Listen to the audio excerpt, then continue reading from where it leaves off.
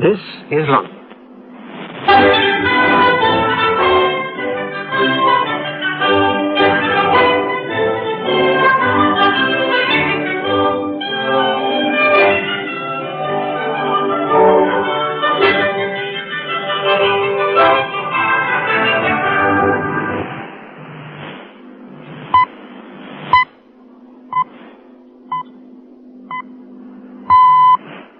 Oh, 6 hours, Greenwich Mean Time. BBC World Service presenting News Desk. Beginning with the World News, read by James Varden. The Prime Minister of the Irish Republic, Mr. Lynch, has strongly condemned the Provisional I.R.A, which has said it was responsible for the murder of Earl Mountbatten. Mr. Lynch said the I.R.A. are relentlessly and insidiously proving to be real enemies of Ireland.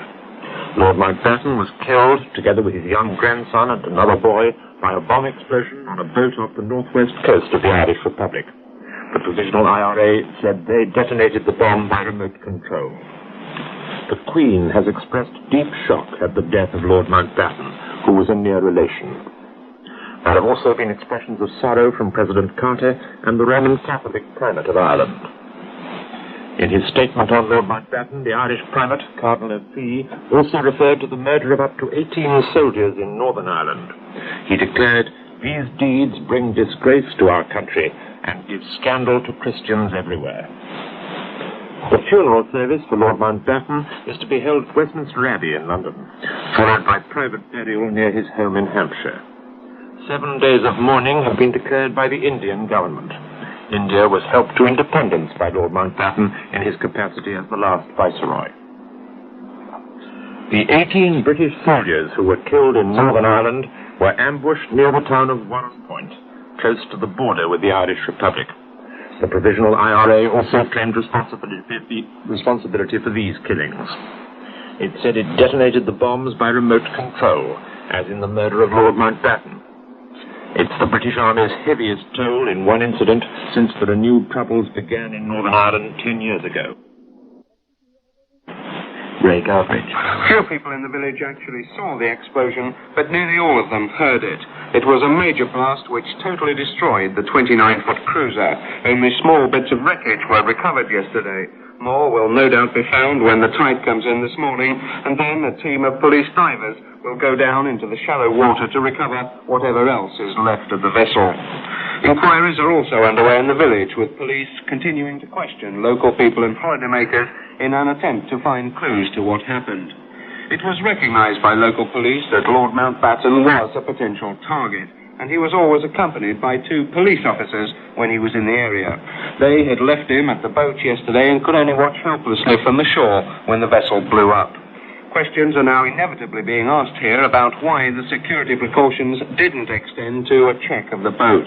Lord Mountbatten's castle is this morning ringed by a police and army cordon, as is the hospital in the town of Sligo, where the survivors are being treated. Last night, a team of specialist surgeons arrived from Belfast to help the injured. Relatives are also waiting at the hospital, but the condition of the 4 injured people has not, so far, changed. As you will have heard of the news, the Prime Minister of the Irish Republic, Mr. Lynch, is among those who've condemned the Provisional I.R.A.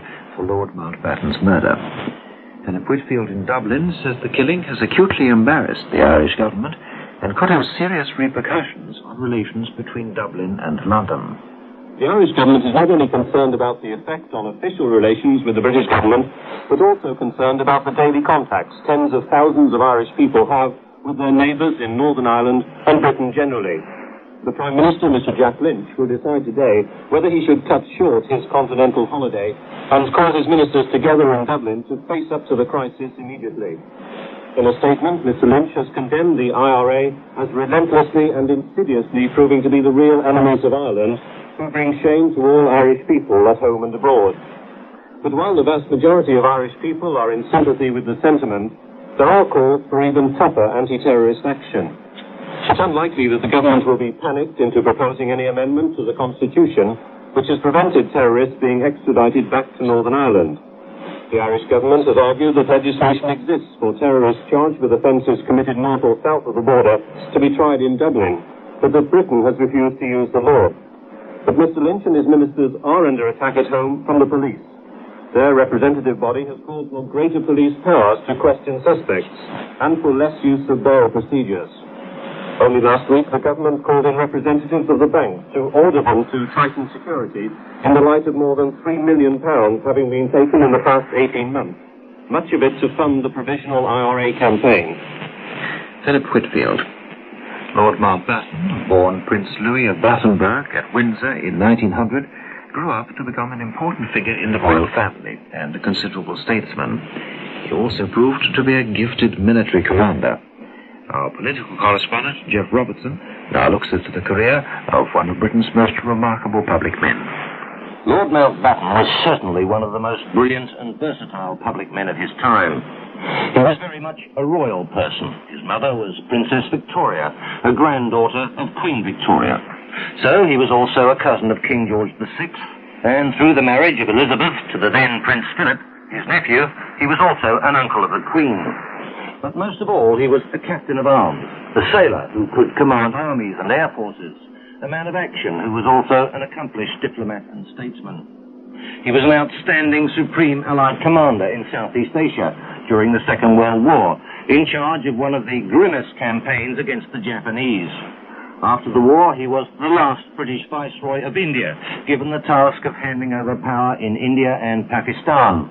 He was later a chief of the Defence Staff, where his experience of all three services proved invaluable. He was an ambitious man, often a controversial one. You can't be as controversial as I am, and absolutely ruthless, without making some enemies, he once told the Times newspaper.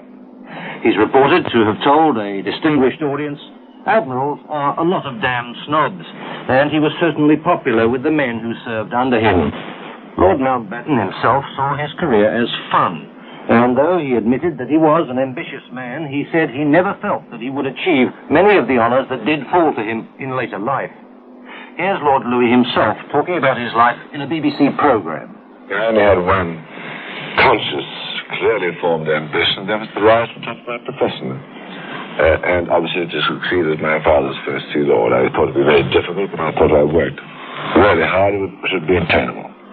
So I thought it would be wonderful after I'd been to India to be Viceroy of India. There are many others there I thought I could mention, but basically the main thing about ambition is it mustn't interfere with what you're doing. You must never let ambition interfere with a job in hand which must be done for its own sake. Lord Mountbatten.